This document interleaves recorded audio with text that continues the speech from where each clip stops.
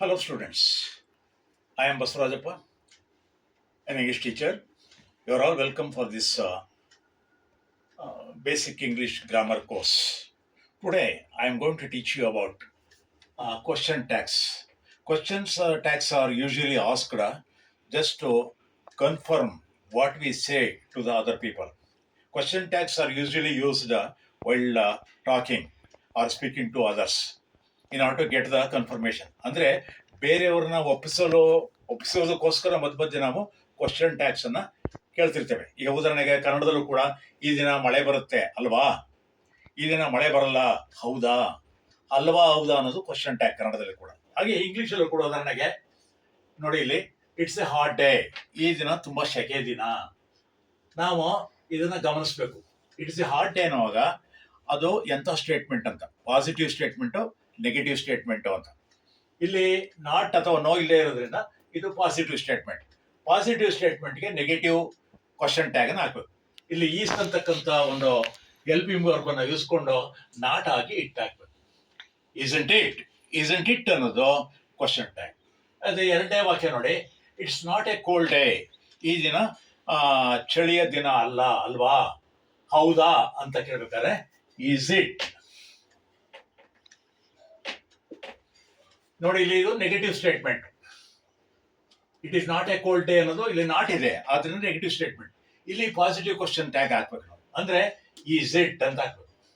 ಅದೇ ಮೂರನೇ ಲೈನ್ ನೋಡಿ, ವಿ ಆರ್ ಹ್ಯಾಪಿ, ನಾವು ಸುಖವಾಗಿದ್ದೀವಪ್ಪ. ಇಲ್ಲಿ ಇದು ಎಂತ ಒಂದು ಸ್ಟೇಟ್ಮೆಂಟ್ ಅಂದ್ರೆ ಪಾಸಿಟಿವ್ ಸ್ಟೇಟ್ಮೆಂಟ್, ನಾವು ಸುಖವಾಗಿದ್ದೇವೆ ಅನ್ನೋದು.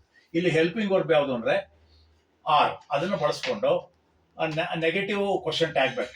ನೆಗೆಟಿವ್ ಕ್ವಶನ್ ಟ್ಯಾಗ್ ಅಂದ್ರೆ ಆರಂಟ್ ವಿ, ಅಲ್ವೇ, ಆರಂಟ್ ವಿ, ಹೌದಲ್ವೇ.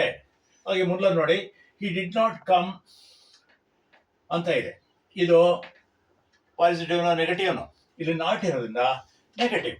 ಆದ್ರಿಂದ ಇಲ್ಲಿ ಏನ್ ಹಾಕ್ಬೇಕು ಅಂದ್ರೆ ಹಿ ಡಿಡ್ ನಾಟ್ ಕಮ್ ಅನ್ನುವಾಗ ನಾವು ನಾಟ್ ಇರೋದ್ರಿಂದ ಪಾಸಿಟಿವ್ ಕ್ವಶನ್ ಟ್ಯಾಗ್ ಹಾಕ್ಬೇಕು, ಅಂದ್ರೆ ಡಿಡ್ ಹಿ ಅನ್ನೋದನ್ನ ಹಾಕ್ಬೇಕು. ಈ ಉದಾಹರಣೆಗೆ ವರ್ಬ್ ಅಲ್ಲಿ ಪಾಸ್ಟ್ ಟೆನ್ಸ್ ಇದ್ರೆ, ಅಂದ್ರೆ ಭೂತ್ ಕಾಲದಲ್ಲಿ ಇದ್ರೆ he slept a lot last night ಅಂತ ಇರ್ತಾರೆ. ಇದು ಎಂಥ ವಾಕ್ಯ? What kind of sentence is this positive or negative? ಅವನು ರಾತ್ರಿ ಸಿಕ್ಕಾಪಟ್ಟೆ ನಿದ್ದೆ ಮಾಡ್ದ, ಕಾಮ ಹಾಕ್ಬಿಟ್ಟು ಕ್ವಶನ್ ಟ್ಯಾಗ್ ಹಾಕೋದೇಕೆ ಅಂದ್ರೆ ಇದು ನೆಗೆಟಿವ್ ಅಲ್ಲ, ಪಾಸಿಟಿವ್ ಆದ್ರಿಂದ ನೆಗೆಟಿವ್. ಇಲ್ಲಿ ಸ್ಲೆಪ್ಟ್ ಅನ್ನೋದು ಯಾವ ಟೆನ್ಸ್ ಇದೆ ನೋಡ್ಬೇಕು. ಸ್ಲೆಪ್ಟ್ ಅನ್ನೋದು ಫಸ್ಟ್ ಟೆನ್ಸ್ ಇದೆ, ಆದ್ರಿಂದ ನಾವು ಡಿಡ್ ಬಳಸ್ಬೇಕು. ಡಿಡಂಟ್ ಹಿ ಅಂತ ಹಾಕ್ಬೇಕಾಗುತ್ತೆ. ಹಾಗೇನೆ ನಾವು ಸುಮಾರು ಎಕ್ಸಾಂಪಲ್ ನ ಗಮನಿಸಬಹುದು. ಕ್ವಶನ್ ನಿಮಗೆ ಅರ್ಥ ಆಗಿದೆ? ಪಾಸಿಟಿವ್ ಸ್ಟೇಟ್ಮೆಂಟ್ಗೆ ನೆಗೆಟಿವ್ ಕ್ವಶನ್ ಟ್ಯಾಗ್, ನೆಗೆಟಿವ್ ಸ್ಟೇಟ್ಮೆಂಟ್ಗೆ ಪಾಸಿಟಿವ್ ಕ್ವಶನ್ ಟ್ಯಾಗ್. ನಾನೀಗ ಕೆಲವು ಸ್ಟೇಟ್ಮೆಂಟ್ಗಳನ್ನ ಕೊಡ್ತೇನೆ, ಈಗ ನೀವು ಅದನ್ನ ಕ್ವಶನ್ ಟ್ಯಾಗ್ ಅವುಗಳಿಗೆ ಹಾಕಿ. Put the suitable question tags, put the suitable question tags.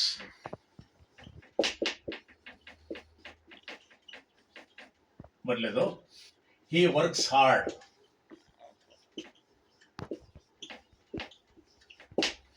ನೋಡಿ, ಇಲ್ಲಿ ಕಾಮ ಹಾಕಿ ಇದು ಯಾವ ಸ್ಟೇಟ್ಮೆಂಟ್ ನೋಡಿ, ಇದು ನಾಟ್ ಇಲ್ಲದೆ ಇರೋದ್ರಿಂದ ಇದು ಪಾಸಿಟಿವ್ ಸ್ಟೇಟ್ಮೆಂಟ್. ಅವನು ಕಷ್ಟಪಟ್ಟು ಕೆಲಸ ಮಾಡ್ತಾನೆ. ಇದು ಯಾವ ಟೆನ್ಸ್ ಇದೆ ಗಮನಿಸಬೇಕು, ವರ್ಬ್ ಅನ್ನ ಗಮನಿಸಿದ್ರೆ ಗೊತ್ತಾಗುತ್ತೆ. ಈ ವರ್ಕ್ಸ್ ಹಾರ್ಡ್, ಇಲ್ಲಿ ಎಸ್ ಇದೆ ವರ್ಬ್ ಜೊತೆಗೆ, ಅದರಿಂದ ಇದು simple present tense.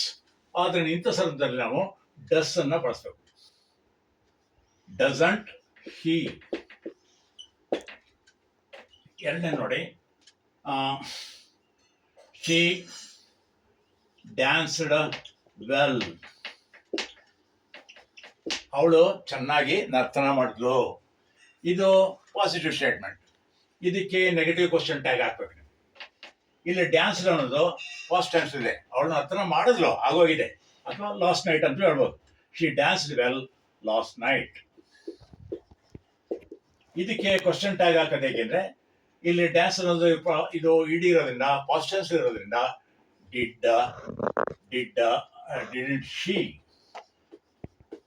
Didn't she. Third one, she is not a clever girl. Not a clever girl. Okay. ಇದಕ್ಕೆ ಇದು ನೆಗೆಟಿವ್ ಸ್ಟೇಟ್ಮೆಂಟ್ ನಾಟ್ ಇದೆ. ಯಾಕೆಂದ್ರೆ ನೆಗೆಟಿವ್ ಸ್ಟೇಟ್ಮೆಂಟ್ ಯಾಕೆಂದ್ರೆ ನಾಲ್ಕು ನಾಟ್ ಇದೆ. ಇಲ್ಲಿ ಹೆಲ್ಪಿಂಗ್ ವರ್ಬ್ ಯಾವುದಿದೆ? ಈಸ್ ಇದೆ. ಅದನ್ನೇ ಬಳಸ್ಕೋಬೇಕು ನಾವು. ಈ ಶಿ ನಾಟ್ ಬಳಸೋಂಗಿಲ್ಲ ನೀವು, ಯಾಕೆಂದ್ರೆ ನೆಗೆಟಿವ್ ಸ್ಟೇಟ್ಮೆಂಟ್ಗೆ ನಾಟ್ ಬಳಸೋಂಗಿಲ್ಲ ಕ್ವಶನ್ ಟ್ಯಾಗ್. ಈ ಶಿ ಅನ್ನೋದು ಕ್ವಶನ್ ಟ್ಯಾಗ್. ಹಾಗೆಯೇ ನಾವು they are playing well.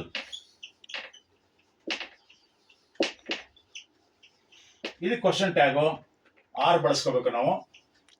R ಅಂಟ್ ದೇ ಅಂತ ಆಗುತ್ತೆ.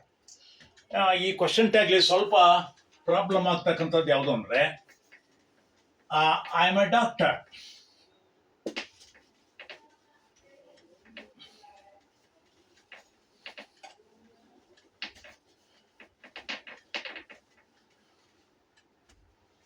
ಉದಾಹರಣೆ ನೋಡಿ, ಐ ಆಮ್ ಆ ಡಾಕ್ಟರ್, ನಾನೊಬ್ಬ ವೈದ್ಯ. ಇದು ಪಾಸಿಟಿವ್ ಸ್ಟೇಟ್ಮೆಂಟ್. ಇಲ್ಲಿಕ್ಕೆ ಏನ್ ಬರುತ್ತೆ ಅಂದ್ರೆ ಆರ್ ಅಂಟ್ ಐ ಅಂತ ಹಾಕ್ಬೇಕು.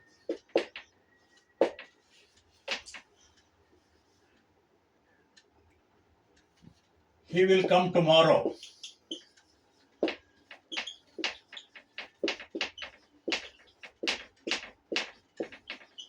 ಕಮ್ ಹಾಕ್ಬಿಟ್ಟು ಇಲ್ಲಿ ವಿಲ್ ಇದೆ ಹೆಲ್ಪಿಂಗ್ ವರ್ಬು, ಆದ್ರಿಂದ ಇದು ಪಾಸಿಟಿವ್ ಆದ್ರಿಂದ ನೆಗೆಟಿವ್. ವಾಂಟ್ ಹಿ ಅಷ್ಟೇ. ಅದೇ ಕ್ವಶನ್ ಟ್ಯಾಗ್. ಇವೆಲ್ಲ ಕ್ವಶನ್ ಟ್ಯಾಗ್ ಇದು. ಹಾಗೇನೆ ರಾಣಿ ಅಂಡ್ ಐ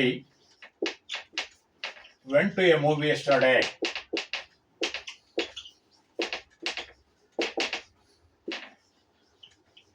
ರಾಣಿ ಮತ್ತು ನಾನು ನಿನ್ನೆ ದಿನ ಸಿನಿಮಾ ನೋಡಲು ಹೋಗಿದ್ದೆವು.